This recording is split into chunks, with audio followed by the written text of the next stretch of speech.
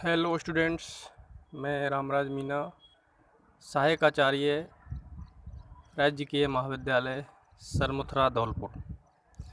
आज की online class में आपका स्वागत है। विद्यार्थियों, आज की ऑनलाइन क्लास में हम विकसित देशों में जनसंख्या की समस्याएं एवं विकासशील देशों में जनसंख्या की क्या क्या समस्याएं पाई जाती है उसके बारे में चर्चा करेंगे। छात्रों, विकसित देशों में जनसंख्या की जो मुख्य समस्याएं पाई जाती है वो है जनसंख्या संरचना में वृद्धियों की संख्या में वृद्धि। जो आज विश्व के विकसित देश हैं, जैसे यूरोप के 90% देश हैं, वो विकसित देशों की श्रेणी में आते हैं।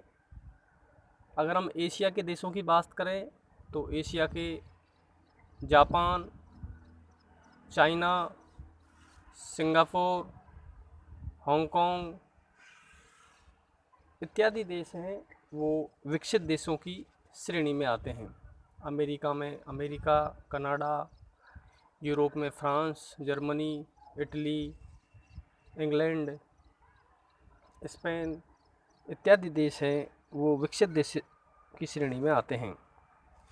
तो सबसे विकसित देशों की जनसंख्या की जो मुख्य समस्याएं पाई जाती है वो है जनसंख्या संरचना में वृद्धों की संख्या में वृद्धि, यानी बुजुर्गों की संख्या में विकसित देशों में सबसे अधिक वृद्धि पाए जाते हैं। स्टूडेंट, विकसित देशों में जन्म दर और मृत्यु दर में संतुलन के कारण जनसंख्या वृद्धि सीमित होती है। जो आज विश्व के विकसित देश हैं उनका जन्म दर भी कम है और उनका मृत्यु दर है वो भी, जितना जन्म दर है उतना ही उनकी मृत्यु दर पाई जाती है। इसलिए वहाँ पर जनसंख्या वृद्धि है वो सीमित होती है, जन्म दर और मृत्यु दर में संतुलन पाया जाता है। लेकिन स्वास्थ्य सुविधाओं की पर्याप्त व्यवस्था होने के कारण जीवन प्रत्याशा प्राय 75 वर्ष या इससे अधिक पाई जाती है। विकसित देशों में स्वास्थ्य की सुविधाएं अच्छी पाई जाती है, अच्छे डॉक्टर पाए जाते हैं, अच्छे अस्पताल पाए जाते हैं, अच्छी डिस्पेंसरी पाई जाती है। इसलिए पर्याप्त स्वास्थ्य व्यवस्था होने के कारण यहाँ के लोगों की जो आयु है वो लगभग 75 वर्ष पाई जाती है, जिसके कारण कुल जनसंख्या में अकार्यशील वृद्धों का अनुपात अधिक पाया जाता है। जो अकार्यशील हैं उनमें वृद्धों की संख्या है वो क्या पाई जाती है, अधिक पाई जाती है। नवयुवक और बच्चों की संख्या है वो वृद्धों की संख्या में अनुपात में कम पाई जाती है। वृद्धों को प्राय पेंशन, स्वास्थ्य सुविधाएं आदि पर। दूसरी जो समस्याएं हैं विकसित देशों में वो है नगरीकरण का उच्च स्तर। विकसित देशों में ग्रामीण जनसंख्या बहुत कम पाई जाती है, जबकि नगरीकरण है वो करीब 95-96 से लेकर 100% तक विकसित देशों में नगरीकरण पाया जाता है। जैसे यूरोप के अधिकांश जो देश हैं वहाँ पर नगरीकरण अधिक है। उत्तरी अमेरिका के और दक्षिण अमेरिका के जो देश हैं वहाँ पर नगरीकरण अधिक पाया जाता है। एशिया के जो करीब 60% देश है उनमें नगरीकरण है वो अधिक है। विकसित देशों में नगरों में रोजगार, शिक्षा, स्वास्थ्य सुविधाओं, यातायात आदि का प्रचुर एवं पर्याप्त मात्रा में पाए जाने के कारण अधिकतर जनता नगरों में निवास करती है। अधिकतम नगरीकरण के कारण नगरों में जनसंख्या संकेंद्रण हो जाती है। अधिक औद्योगिक क्रियाओं एवं यातायात संघन जनसंख्या के कारण प्रदूषण का स्तर उच्च पाया जाता है। तीव्र नगरीकरण का सीधा प्रभाव मनुष्य के स्वास्थ्य पर पड़ता है। बड़े बड़े नगरों में जनसंख्या वृद्धि के कारण कच्ची बस्तियों का विकास होने के कारण कच्ची बस्तियां की समस्याएं उत्पन्न हो जाती है।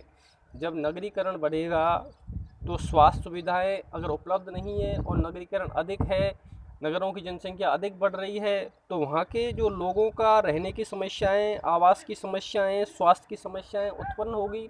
वो कच्ची बस्तियों में रहेंगे, स्वास्थ्य की सुविधाएं उपलब्ध नहीं होने के कारण वो बीमार रहेंगे। इसलिए वहाँ पर ये सारी जो समस्याएं हैं वो नगरीकरण के कारण उत्पन्न होती है। तीसरी विकसित देशों की जो मुख्य समस्या है वो है मनुष्य की कार्य क्षमता में कमी। विकसित देशों में मनुष्य की जो कार्य क्षमता है उसमें धीरे धीरे कमी होती जाती है। विकसित देशों में अधिकतर औद्योगिक क्रियाएं मशीनों के द्वारा संपन्न होती है, क्योंकि वहाँ पर मनुष्यों की संख्या या जनसंख्या विकसित देशों में विकासशील देशों के कंपैरेटिव कम पाई जाती है, इसलिए वहाँ अधिकांश काम है वो मशीनों के द्वारा होता है। अमेरिका के देश, कनाडा, यूरोप के अधिकांश देशों में जो कार्य होता है वो मशीनों के द्वारा होता है। जो कुछ श्रमिक कार्य करते हैं वो तकनीकी दृष्टि से दक्ष होते हैं, और जो भी श्रमिक हैं वहाँ के और जो कार्य करते हैं वो टेक्निकल दृष्टि से वहाँ क्या दक्ष होते हैं। उनको ट्रेनिंग दी जाती है बाकायदा, जो भी वो काम करते हैं उसकी उनको ट्रेनिंग दी जाती है, और उस ट्रेनिंग के अनुसार कार्य क्षमता के अनुसार वो कार्य करते हैं, यानी वो दक्ष होते हैं किसी भी काम में करने में। ट्रेनिंग के द्वारा वो दक्ष होते हैं। उनके प्रौद्योगिकी के अनुसार ढलने में प्रशिक्षण की आवश्यकता होती है, जिस पर पर्याप्त व्यय करना पड़ता है। अतः कार्य क्षमता केवल तकनीकी दृष्टि से ही उपयोगी होती है, जिस पर अधिक व्यय होता है, जिसके कारण यहाँ कार्य क्षमता आवश्यकता अनुसार नहीं पाई जाती।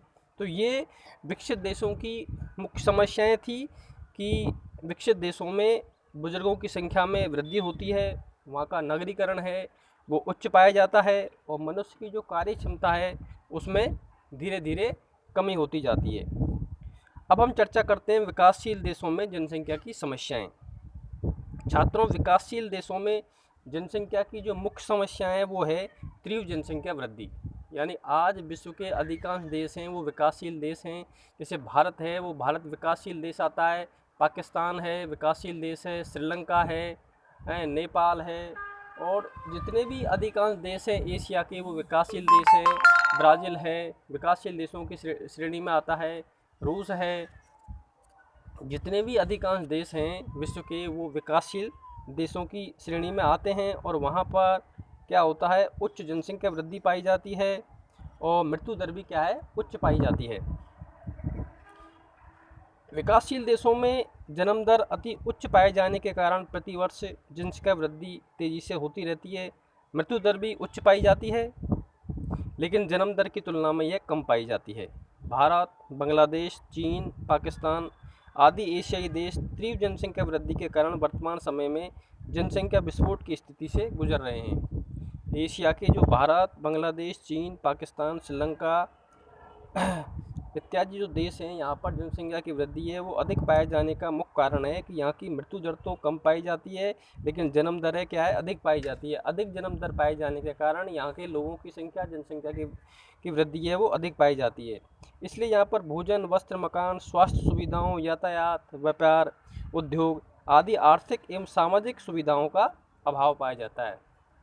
छात्रों, जब जनसंख्या की किसी देश में वृद्धि होती है तो वहाँ पर भोजन की भी कमी आती है, वस्त्र की कमी आती है, मकान, स्वास्थ्य सुविधाएं, ट्रांसपोर्ट है, उद्योग है, और जो भी आर्थिक और सामाजिक सुविधाएं होनी चाहिए वो वहाँ पर उनको नहीं मिल पाती। इसलिए तीव्र जनसंख्या वृद्धि के कारण विकासशील देशों में मनुष्य को इन सारी समस्याओं का सामना करना पड़ता है, जिसमें एशिया के अधिकांश देश इसमें शामिल हैं। दूसरी विकासशील देशों में जो मुख्य समस्याएं आती है वो है रोजगार के अवसरों में कमी, क्योंकि यहाँ पर जनसंख्या की वृद्धि तीव्र होती है। उद्योग, कल कारखाने, मशीनरी वो यहाँ पर कम पाई जाती है। जब अधिक जनसंख्या वृद्धि होगी, उद्योग और कारखाने कम होंगे तो वहाँ पर रोजगार नहीं मिल पाएगा। इसलिए यार ये निर्धनता, बेरोजगारी में वृद्धि होगी, और ये यहाँ की मुख्य समस्या है रोजगार के अवसरों की कमी। जनसंख्या की तीव्र वृद्धि से बढ़ने के कारण उनके मुकाबले रोजगार के अवसर घटते जा रहे हैं। जनसंख्या बढ़ती जा रही है और रोजगार के अवसर हैं वो धीरे धीरे विश्व के विकासशील देशों में कम होते जा रहे हैं, जिसका सीधा प्रभाव वहाँ की देश के लोगों की बेरोजगारी और निर्धनता के स्तर में वृद्धि के रूप में परिलक्षित हो रहा है। तीसरी इनकी विकासशील देशों की जो मुख्य समस्या है वो है खाद्यान्नों में कमी। छात्रों, जब वृद्धि अधिक होगी जनसंख्या की तो वहाँ पर भरण पोषण के साधन कम होंगे, खाद्यान्नों की कमी होगी, आवासों की कमी होगी। तो खाद्यान्नों की कमी के कारण वहाँ पर कुपोषण की समस्या उत्पन्न होगी। तो कुपोषण की समस्या उत्पन्न होने के कारण स्वास्थ्य उनका गिरेगा, गरीबी, बेरोजगारी ये सारी समस्याओं को उस देश में सामना करना पड़ेगा। जनसंख्या वृद्धि की अपेक्षा कृषि उत्पादन नहीं बढ़ जाता। जब जनसंख्या अधिक बढ़ रही है और वहाँ का जो एग्रीकल्चर प्रोडक्शन है, अनाज का उत्पादन है, खाद्यान्न का उत्पादन है, वो जनसंख्या वृद्धि की तुलना में बहुत कम बढ़ रहा है, जिसका सीधा प्रभाव जनता के स्वास्थ्य और कार्य क्षमता पर पड़ता है। भरपेट भोजन उपलब्ध नहीं होने के कारण देश की जनसंख्या का अधिकांश भाग कुपोषण का शिकार हो जाता है। आज यहाँ पाकिस्तान, भारत, बांग्लादेश, श्रीलंका और एशिया के जो पड़ोसी देश हैं, Afghanistan, Iran, Iraq, Malaysia, Indonesia, जो अधिकांश देश हैं भारत के, वो उनमें अधिकांश बच्चे हैं वो कुपोषण का शिकार पाए जाते हैं, क्योंकि उनको जितनी कैलोरी रोज़ भोजन चाहिए वो कैलोरी भोजन नहीं मिल पाता, इसलिए वो कुपोषण का शिकार हो जाते हैं। खाद्यान्न पूर्ति के लिए इनको विदेशों से अनाज आयात करना पड़ता है, जिसके कारण धीरे धीरे उस देश पर ऋणग्रस्तता हो जाते हैं, या अधिक ऋण का भार पड़ने के कारण वो देश कर्ज में डूब जाता है। इसलिए यहाँ की जो विकासशील देशों की जनसंख्या अधिक बढ़ने की जो मुख्य समस्याएं हैं वो है खाद्यान्नों की कमी। चौथी जो मुख्य समस्याएं हैं वो है शिक्षा एवं स्वास्थ्य संबंधी समस्याएं। विकासशील देशों में शिक्षा एवं स्वास्थ्य संबंधी समस्याएं प्रमुख रूप से पाई जाती है। बढ़ती जनसंख्या वृद्धि के कारण विकासशील देशों में साक्षरता का स्तर निम्न पाया जाता है।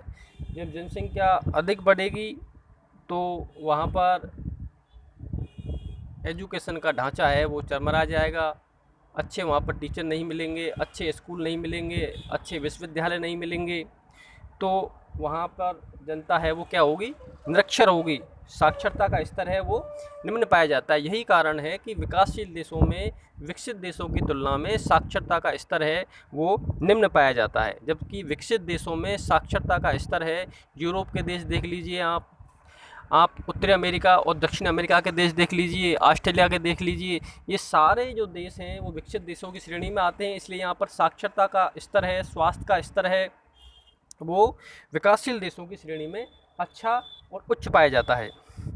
साक्षरता की कमी के कारण व्यक्ति रूढ़िवादी एवं अंधविश्वासी हो जाता है, परंपराओं के अनुसार जीवन व्यतीत करने लगता है।